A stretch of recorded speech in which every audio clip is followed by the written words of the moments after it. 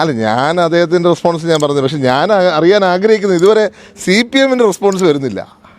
CPM-ന്റെ response എന്ത് ചെയ്യും? നമ്മുടെ വീണ ജോർജ് മിനിസ്റ്ററിനെ കരിങ്കൊടി കാണിച്ചപ്പോൾ അവരെ കൈപിടിച്ച് തിരിച്ചെന്നും പറഞ്ഞ നമ്മുടെ ഗോവിന്ദൻ മാഷിനെ കാണുന്നില്ല.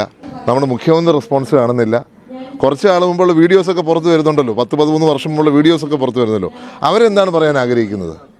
ഇവിടെ ഓരോ മന്ത്രിമാരുടെയും MLA-മാരുടെ ജീവിതത്തിലേക്ക് എത്തി നോക്കിയ ദേശാഭിമാനി എന്തിയേ, കൈരളി എന്തിയേ?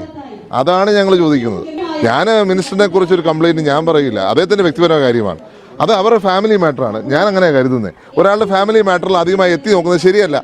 എല്ലാവരും ഒന്ന് വിട്ടു നിൽക്കേണ്ട ഒരു കാര്യമാണെന്നാണ് ഞാൻ കരുതുന്നത്. പക്ഷേ ഇതൊക്കെ മറ്റുള്ളവരുടെ ജീവിതത്തിൽ ഇടതുപക്ഷം ചെയ്തിട്ടുള്ളത് ആരും മറന്നിട്ടില്ല. ഇല്ലാത്ത കഥകൾ ഉണ്ടാക്കി പ്രചരിപ്പിച്ചവർ ഞങ്ങൾ മറന്നിട്ടില്ല. മോറൽ പോലീസിംഗ് നിർത്തേണ്ട സമയമായി കഴിഞ്ഞു കേരളത്തിൽ. മോറൽ പോലീസിന്റെ CPIM എന്ന് പറഞ്ഞാൽ CPIM മോറൽ പോലീസ് എന്നാ ശരിക്കും പറഞ്ഞാൽ ഇടയ്ക്ക് തോന്നുക.